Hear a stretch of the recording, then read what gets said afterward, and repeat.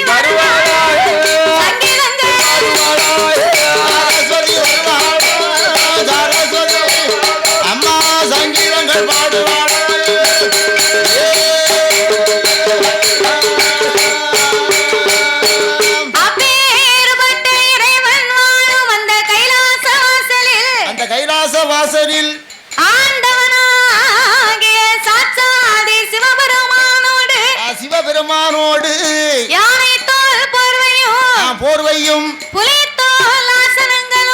ஆசனங்களோடு சக்தியோடு ஆண்டவன் கையிலே கொலுவிருந்து வருகின்றார். அழகா கொலுவிருந்து வருகின்றார். அப்படி கொலுவிருக்கும் இறைவனாகிய சிவபெருமான் 14 உலகத்தையும் இறைவன் படைத்து 224 புவனங்களையும் ஆண்டவன் படைத்தார். 7 சப்தா சாரங்களாகப்பட்ட கடல்களை படைத்து கல்லுக்குள் இருக்கும் தேரையவும் தாயார் கருப்பையுக்குள் வாழும் சிசுவையும் முட்டைக்குள் உருவாகும் குஞ்சியவும் ஆண்டவன் படைத்து ஓர் அறிவு முதல் 6 அறிவு படைத்த நாமளை போன்ற மானிட மக்களை படைத்தார். அடேப்பா, மானிட மக்களை படைத்தார். 6 அறிவு நமக்கு. ஆண்டவன் நாமளை ஏன் படைத்தார் தெரியுமா? மண் உலகிலே மனிதர்கள் எல்லாம் தெய்வத்தை வணங்க வேண்டும் என்று கடவுளை வணங்க வேண்டும் என்று கலி உலகத்திலே ஆண்டவன் நம்மளை எல்லாம் படைத்திருக்கிறார். அப்படி நாமளை எல்லாம் இந்த உலகத்திலே படைத்து 6 அறிவை கொடுத்தார். 9 தத்துவத்தை படைத்தார். மனிதர்களுக்கெல்லாம் 3 ஆசைகளை கொடுத்தார். 3 ஆசைனா மண் ஆசை, பொன் ஆசை, பெண் ஆசை. இந்த 3 ஆசையுமே மனுஷனுக்கு தேவைதான். இந்த 3 ஆசையுமே ரொம்ப முக்கியமான ஆசைதான். அதேதான். மண் ஆசைனா என்ன தெரியுமா ஐயா? எப்படி ஐயா? நம்ம ஆசைக்கு ஏக்கர் கணக்குல நிலம் வாங்கி போடணும், மனை வாங்கி போடணும்னு ஆசைப்படுகிறோம் இல்லையா? ஆமா, ஆசை இருக்கும்ல. இப்ப எடுத்துக்காட்டா என்னய்யா, அண்ணன் தம்பி 2 பேருக்குமே ஒரே வயக்காடா இருக்கும். வயக்காடு ஒண்ணு. அவங்க அப்பா போகும்போது அண்ணன் தம்பி 2 பேருக்கும் இந்த வயக்காடுன்னு சொல்லி மேற்கால உனக்கு கிழக்கு பக்கமா தம்பிக்கு அப்படின்னு குறுக்க ஒரு வரப்ப போட்டு விட்டுருப்பாரு. வரப்பு இருக்கும். அப்ப குறுக்க ஒரு வரப்ப போட்டு விட்டா சரி, இந்த அண்ணன் என்ன செய்வார் தெரியுமா? காலையில அண்ணன் தோப்புக்கு போவாரு. அவரு போகும்போது மேற்கிருந்தே வரப்ப கிடக்காம செய்வாரு. சாயங்காலம் தம்பி தோப்புக்கு போவாரு. அவரு கிழக்கிருந்தே வரப்ப மேற்காம செய்வாரு. அப்ப மேற்கிருந்து கிழக்கிருந்து வரப்ப சீவ என்ன ஆகும்? 2 பேரும் மாறி மாறி சீவனா என்ன ஆகும்? எங்க தாத்தாவை நல்லா எடுத்து போடுங்க. தாத்தா மீசை எடுத்து போடுங்க. மீசை நல்லா திருக்கி விடுங்க. திருக்கி விடுங்க.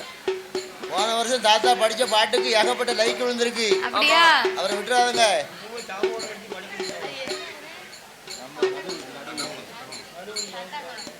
தட்டாங்குளத்துக்கு போனதுல இருந்து தாத்தாவை நானும் ஃப்ரெண்டு. அம்மா பெறவே நீ மழை பெஞ்சு நீங்க ஊரை பார்த்து போயிட்டா வில்ல முடியும். ஆமா, படிக்க சொல்லி நான் கூட இருந்தேன். எனக்கு அது தெரியாது. நீ வில்லுப்பாட்டை புடிச்சிட்டு வீட்டை பார்த்து போயிட்ட. பெறவே நாங்க உறுப்புங்களுக்கு போக முடியல. நான் வில்லுப்பாட்டு படிச்சு தாத்தாவும் நீங்களும் படிச்சீங்களாங்க. ஆமா, நீங்க போன பிறகு நாங்க படிச்சோம். பரவாயில்ல. தாத்தாவுக்கு ஏகப்பட்ட லைக் விழுந்து. தாத்தா உள்ள இருந்தாளா? ஆமா, மழை ஏகப்பட்ட மழை. நாங்க எல்லாம் பேசிக்கிட்டு இருந்தோம். சரி, நேர போக்கு பாட்டு படிச்சோம். பரவாயில்ல. அண்ணாச்சி வீட்டு எடுத்தாரு.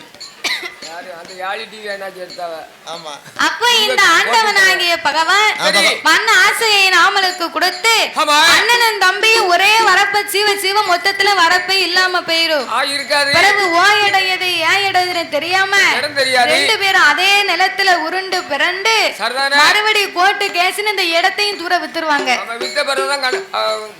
அதுக்கு பிறகு இந்த மண்ணாசையை விடும் பாத்துக்கோ.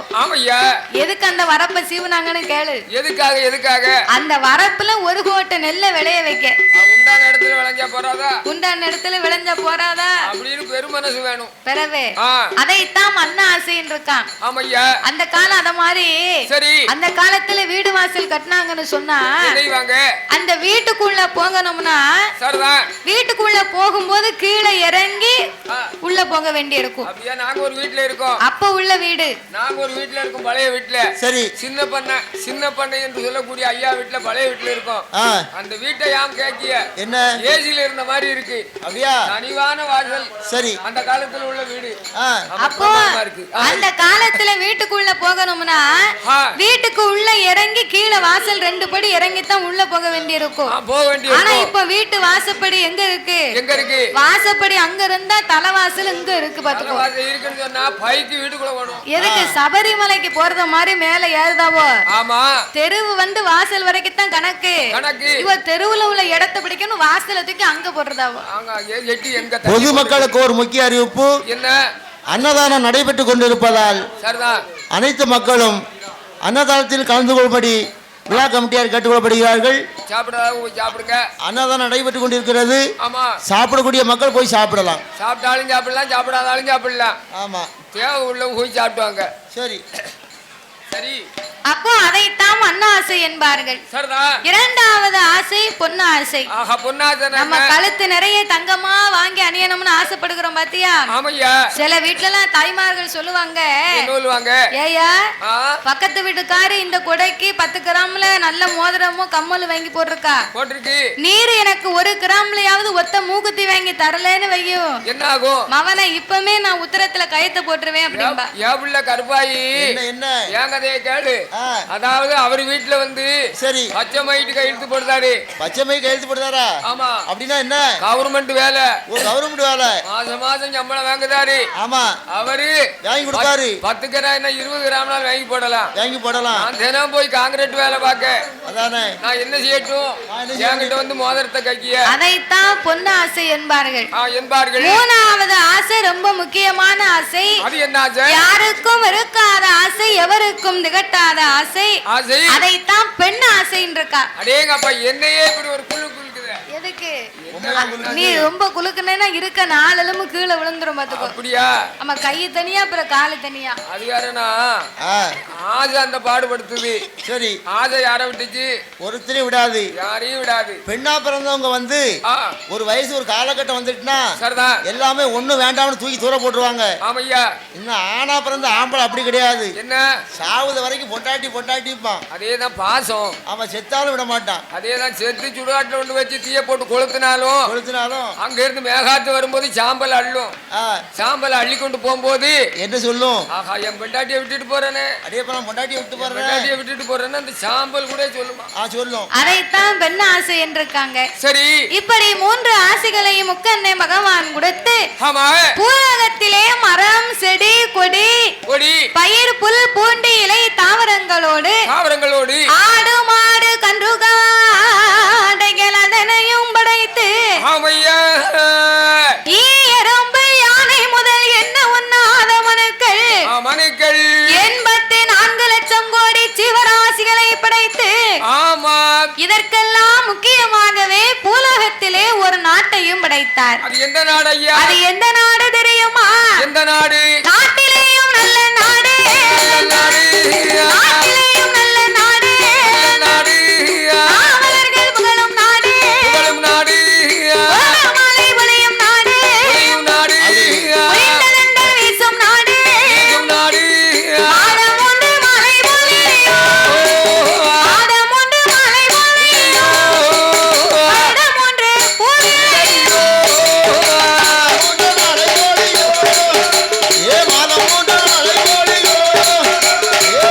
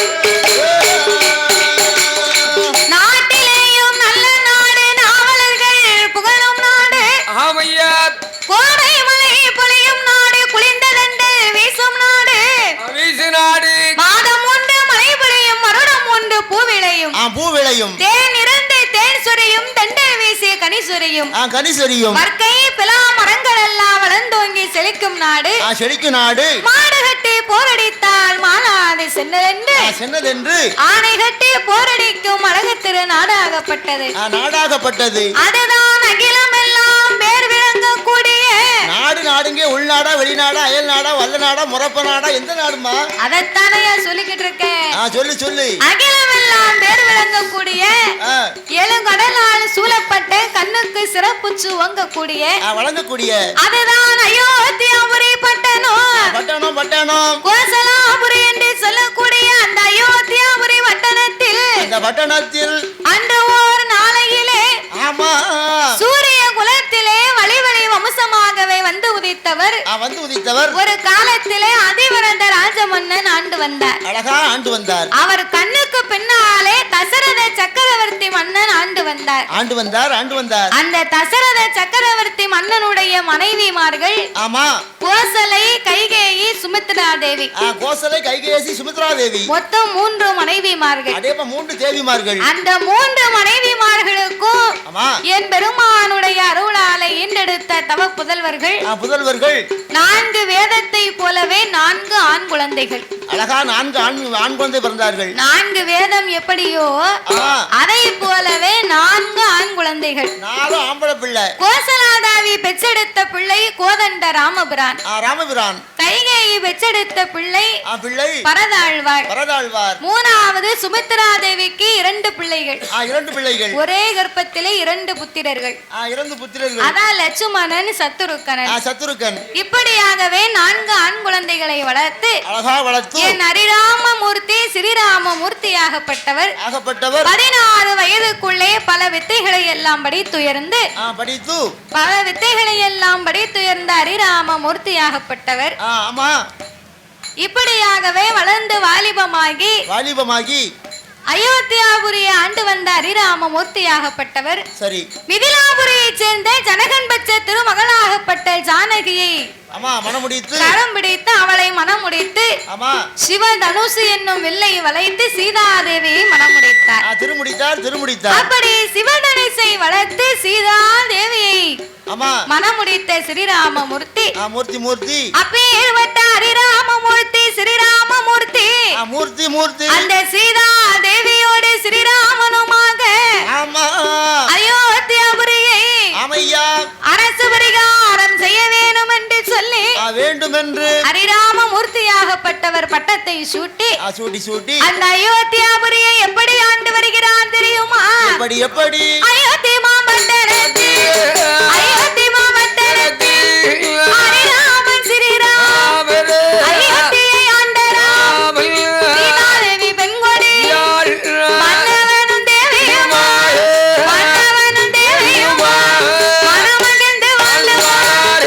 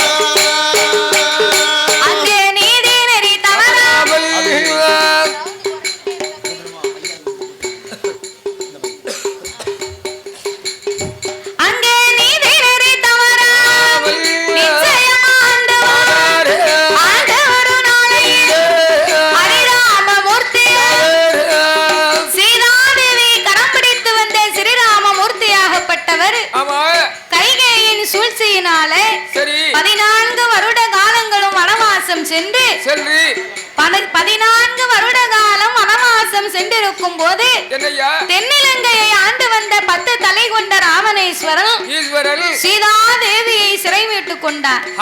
அவள் சிறையெடுத்து கொண்டு போய் அசோகவனத்திலே வைத்திருக்க ஸ்ரீராமமூர்த்தி வானர சேனைகளோடு சீதாதேவியை மீட்டெடுக்க வேண்டும் என்று கடலையும் கடந்து அந்த ராவணேஸ்வரனை சங்கரித்து தென்னிலங்காபுரி சாம்ராஜ்யத்தை அழித்து ஸ்ரீராமமூர்த்தி சீதாதேவி மறுபடியும் சிறை மீட்டி கொண்டு வந்து அக்னி பிரவேசம் செய்து அந்த சீதாதேவியோடு அயோத்தியாபுரியை ஆண்டு வருகின்றார் ஹரிராமமூர்த்தி.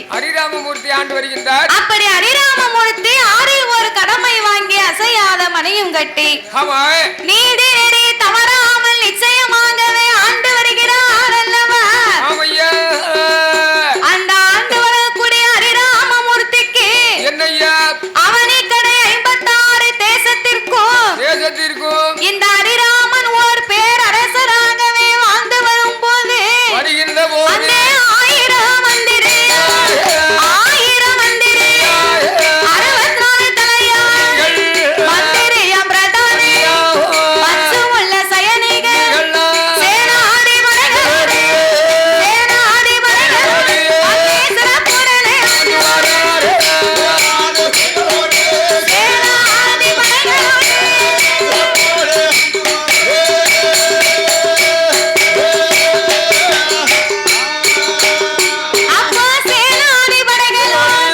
சிறப்புடனே ஆண்டு வரும் நாளையில் 1000 மந்திரிமார்கள் 64 தலையாரிமார்கள் மந்திரிகள் பிரதானிகள் மற்றும் உள்ள சயனிகள் சேனாதி படைகளோடு ஹரிராமமூர்த்தி வெகு சிறப்பாகவே ஆண்டு வருகிறார்.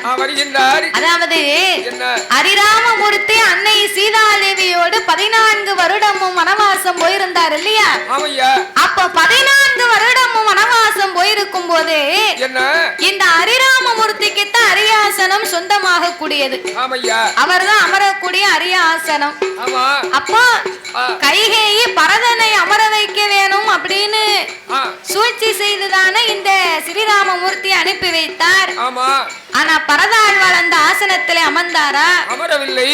அமரவில்லை. ஆருணிய வனத்துக்கு சென்ற ஹரிராமமூர்த்தியினுடைய அருந்ததியர் செய்து வைத்திருந்த பாதரட்சையை கொண்டு வந்து அவர் சிம்மாசனத்திலே வைத்திருந்தாராம்.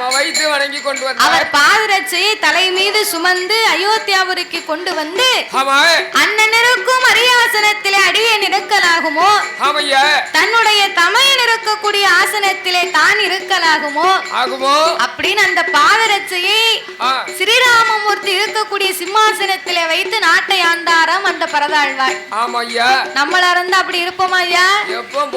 நல்ல வேளை அண்ணன் போயிட்டான், நமக்குத்தான் எல்லாம். நமக்கு அண்ணன் எப்ப போவான், தின்ன எப்ப காலியாகும்னு நம்ம நினைப்போம். ஆனா பரதாழ்வாள் அப்படி நினைக்கல. அண்ணனுக்கு மீது உள்ள அன்பை கொண்டு அவர் மீது உள்ள வைத்திருந்த மதிப்பை கொண்டு அவர் பாதரட்சையை வைத்து நாட்டை ஆண்டார். அப்ப இதனை கடந்த ஸ்ரீராமமூர்த்தி என்ன செய்கிறார்? நாமல் இந்த ஆட்சிக்கு வருவதற்கு முன்னால நம்ம தம்பி பரதன் தானே நாட்டை பார்த்து வந்தான். அவர்தான் கவனித்து வந்தார். நம்ம அப்பா இருக்கும் கால வரைக்கும் நாட்டு மக்களுக்கு எந்த குறைவும் வரல, எந்த இடைஞ்சலும் கிடையாது. நம்ம தம்பி பரதன் இருக்கும் வரைக்கும் நாட்டு மக்கள் நல்லாக இருக்கார்கள். இப்போ நம்ம தான் ஆட்சிக்கு வந்திருக்கிறோம். அப்ப நம்ம ஆட்சிக்கு வந்ததுக்கு பிறகு நாட்டு மக்களிடையே நீதி நேர்மை தயவு தாட்சிணையோடு நம்ம அப்பாவாகிய தசரதன் ஆண்டு வந்த மாதிரி பரதாழ்வான் ஆண்டு இருக்காரா? நமது தம்பி பரதாழ்வான் ஆண்டு இருக்காரா? இல்லை நீதி தவறி நடந்திருக்கின்றாரா? இருக்கின்றாரா? அப்படி என்று சரி, அப்படி என்று நாட்டு மக்களை கவனமாக நாட்டு மக்களுடைய குறை நிறைய பார்க்க வேண்டும். குறைவு இருக்கிறதா, நிறைவு இருக்கிறதா, மக்களுக்கு ஏதாவது தேவை இருக்கிறதா, எல்லோரும் இன்புற்று வாழ்கிறார்களா, இல்லை கஷ்டப்பட்டு கவலைப்பட்டு கொண்டிருக்கிறார்களா அப்படிங்கிறதை பார்த்து இந்த ஹரிராமமூர்த்தியாகப்பட்டவர் சிறப்பாகவே இந்த நாட்டை நாமல் ஆள வேண்டும் என்று சொல்லி அவர் மனதிலே நினைத்து கொண்டிருக்க, அதாவது அயோத்தியாபுரி பட்டணத்திலே வாழக்கூடிய மக்களை பார்த்தா ஒருவர் ஏழை என்றும் இன்னும் ஒருவர் பணக்காரர் என்றும் கிடையாதாம். அப்ப எப்படி இருக்கின்றார்? ஒருவர் படித்தவர் என்றும் இன்னும் ஒருவர் படிக்காதவர் என்றும் கிடையாதாம். கிடையாது. எம்மதமும் சம்மதமாக எல்லோரும் ஒற்றுமையாக இருந்து வாழக்கூடிய பூமி தான் அந்த அயோத்தியாபுரி பட்டணம். ஆமா. இதுல முக்கியமா என்ன தெரியுமா? என்னய்யா? அயோத்தியாபுரி நாட்டில இருக்கக்கூடிய மக்களுடைய வீட்டுல சரி எந்த வீட்லயுமே கதவே கிடையாதம்யா. அப்ப களவு நிறைய இருக்குமே. களவு நிறைய இருக்கும்னு நீ நினைக்க. ஆமா. களவு இல்லை, அதனால வீட்டுல எந்த வீட்லயும் கதவு கிடையாது. ஆமா. யார் வீட்டுக்கு யாருக்கும் எந்த இதுவும் தேவையில்லை. அதாவது களவும் நடக்கணும்னு சொன்னா ஏன் நடக்க போகுது? எதுக்கு? நம்ம கிட்ட ஒரு பொருள் இல்லைனாதான் அடுத்தவன் பொருள் மீது நமக்கு ஆசை வரும். ஆமா. அரசபையில என்னென்ன பொருள் இருக்கோ அத்தனையும் நாட்டு மக்களுடைய வீட்லயும் இருக்குமா? இருக்கும். அப்ப களவு ஏன் வரப்போகுது? அதனால நாட்டு மக்கள் வீட்டுல கதவே கிடையாதா? கிடையாது. இப்ப 10 கதவு போட்டு நம்ம அடைச்சாலும் ஜன்னல் வழியா திறந்து பார்க்கலாம். கோயில் கதவுக்கே யாருமே அப்பா கோயில் கதவு உண்டியல் உடைஞ்சிருந்தாங்க. கோயில் கதவுக்கே சாமி பொறுப்பு இல்ல பாத்துக்கோ. ஆமா. சாமி அங்க இருக்கின்ற உருளியிலே தூக்கிட்டு போயிருந்தாங்க. ராத்திரியோட ராத்திரி தூக்கிட்டு போயிருந்தான். ஆமா. இங்க வந்து அப்படி இருக்கு. ஒழுக்கிற பெட்டியே உடைச்சிருவாங்க. அதனால இப்ப காலகட்டங்கள் அப்படி இருக்கு. ஆமா. அயோத்தியில வந்து பயப்பட தேவையில்லை. ஆமா. அதாவது சரி அயோத்தியில யார் இடத்துல என்னென்ன தேவையோ அத்தனை பொருள் இருக்கின்றது. ஆமா இருக்கு. அனைத்து இருக்கு. அப்ப இந்த அயோத்தியாபுரி பட்டணத்திலே அரசபையிலே அமர்ந்திருக்கக்கூடிய அரிராமமூர்த்தி நாட்டு மக்களுடைய நலனை பார்க்க வேண்டும் என்று 4 தலையாரிமார்களை மந்திரிமார்களை வரவழைத்து அப்பா மந்திரி தலையாரிமார்களே, நான் இந்த நாட்டுக்கு வருவதற்கு முன்பாக சரி நாட்டு மக்கள் எப்படி இருந்தார்களோ எனக்கு தெரியாது. அதனால உங்களுக்கு இன்னையில இருந்து ஒரு வேலை. என்னையா வேலை? இந்த நாட்டுக்குள்ள அன்றாடம் அனுதினமும் காலையிலையும் மாலையிலையும் இரவும் பகலுமாக சரி வீதிக்கு ஒரு ஆள் சென்று நகர் சோதனை பார்க்கணும். அப்படின்னு தலையாரிமார்களுக்கு அரிராமமூர்த்தி அறிக்கையை கொடுத்து உத்தரவு போட்டு, ஆனா ஒண்ணு என்ன, நாட்டில் நடக்கக்கூடியது நன்மையாக இருந்தாலும் தீமையாக இருந்தாலும் நீங்க என்ன நடந்தாலும் அதை ஓலையில எழுதி கொண்டு வந்து என்னிடத்துலதான் ஒப்படைக்கணும். அதை மீறி யாராவது நடந்ததை சொல்லாமலோ இல்லை நீங்கள் ஏதாவது தண்டனை கொடுக்க வேண்டும் என்று நினைத்தாலோ உங்களுக்கு ராம துரோகம் பிடிக்கும் என்றே சொல்லி அனுப்பி வைத்தார். அனுப்பினார். அன்றையிலே இருந்து நாட்டு மக்களுக்கெல்லாம் நகர் சோதனை பார்க்க வேண்டும் என்று மந்திரிமார்களும் தலையாரிமார்களுமாக ஒன்று சேர்ந்து எல்லாரும் ஒவ்வொரு நாளும் ஒவ்வொரு தெருவுக்கு சென்று நகர் சோதனை பார்த்து வருகிறார். இப்படி நகர் சோதனை பார்த்து வருகின்ற போது அந்த அயோத்தியாபுரி பட்டணத்தில் என்ன நடக்க தெரியுமா? என்ன நடக்கின்றது? அயோத்தியா பட்டணத்தில்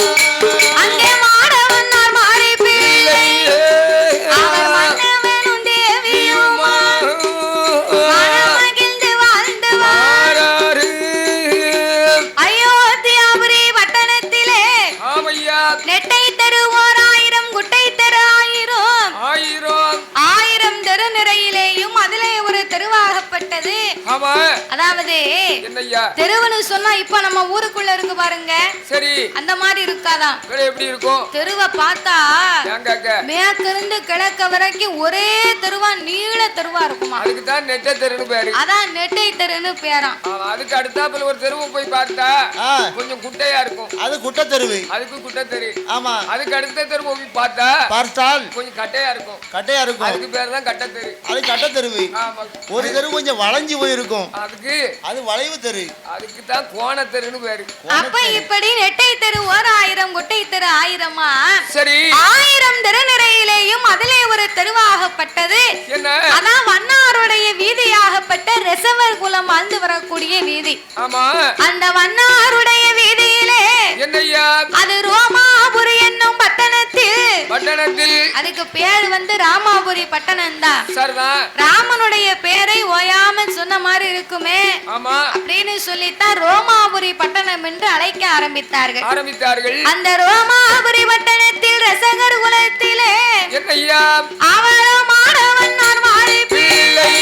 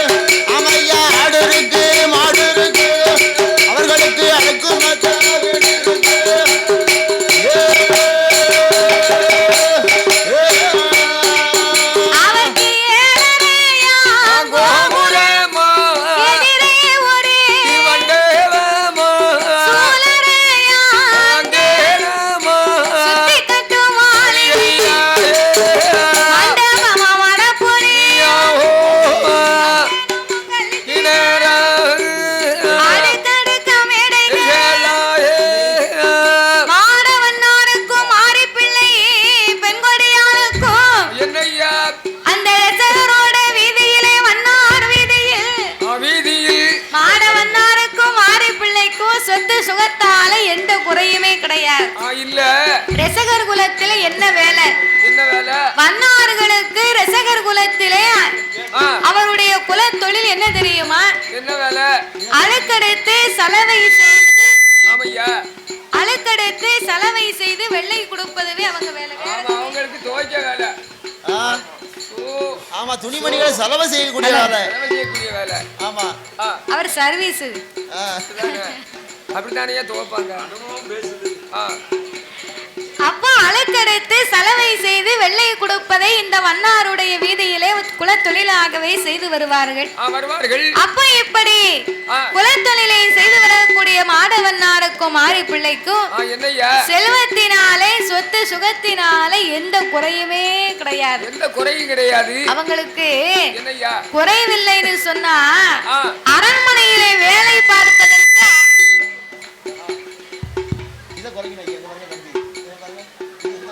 அரண்மனையிலே வேலை பார்ப்பதற்கு ஆள் காணாதம்யா. அப்படியா? அழுக்கெடுப்பதற்கு 1000 பேர். 1000 பேர்.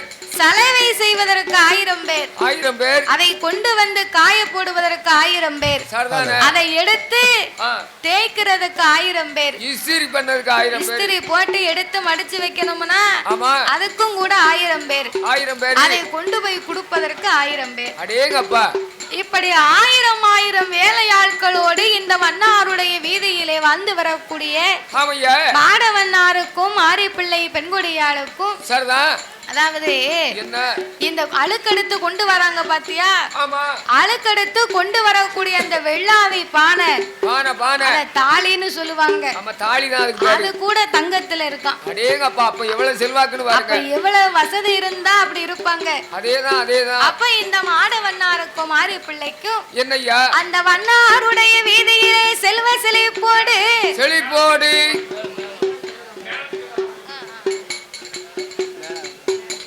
மேலை இசை கலைஞர்கள் எங்கிருந்தாலும் உடனடியாக ஆலயத்துக்கு வர வேண்டும் என்று கேட்டுக்கொள்ளப்படுகிறார்கள். மேலை இசை கலைஞர்கள் எங்கிருந்தாலும் உடனடியாக ஆலயத்துக்கு வர வேண்டும் என்று கேட்டுக்கொள்ளப்படுகிறார்கள்.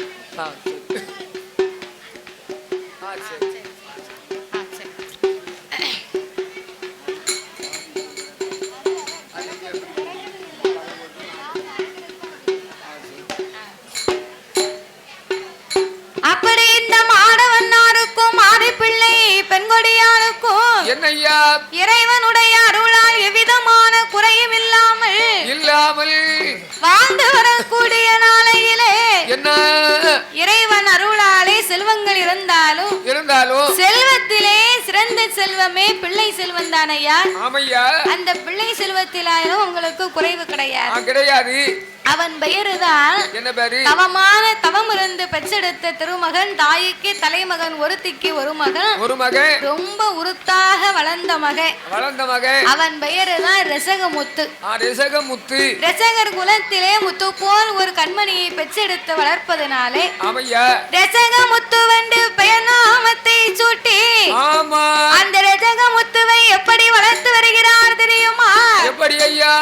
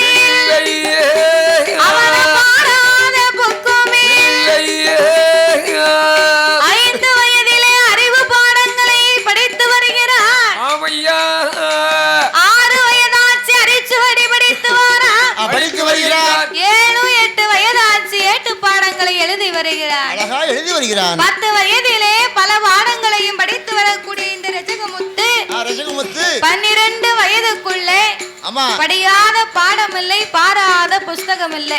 கிடையாது. அவன் என்ன ஒத்தைக்கு ஒரு மகனா பிறந்தான் பாருங்க. அவன் செல்ல பிள்ளை. ரஜகமுத்து வீட்டுல ரொம்ப செல்லமா, ரொம்ப செல்ல பிள்ளையாகவே வளர்த்து வருகிறார்கள். அப்ப வளர்த்து வரக்கூடிய நாளையிலே, அந்த நாளையில ரஜகமுத்துக்கு என்னம்மா சலவை தொழில்னா என்னன்னே தெரியாது. அவன் சலவை பக்கமே உடல அவனை. அந்த அளவுக்கு அவனை ரொம்ப செல்லமா வளர்த்து வர. படிப்புல படிச்சுக்கிட்டு இருக்கானே பிறகு எதுக்கு வெளுக்க போகணும்? அங்க இருந்து போன பிறகு தேவையில்லை. படிப்பு மேல கவனத்தை செலுத்தினான். ஆமா. அகையினால சரி தந்தொழிலை பார்க்கவில்லை. பார்க்கின்றார். தந்தொழிலை பார்க்கணும். 1000 தான் இருந்தாலும் என்னதான் படிச்சாலும் தன் தொழில் தெரியவில்லை என்றால் தலையளவு பஞ்சன் இருக்கான். அதேதான் அவனுக்கு சாதி தொழில் தெரியணும், தெரிய வேண்டும். அது தெரிஞ்சாதான் அவனுக்கு பஞ்சம் கிடையாது.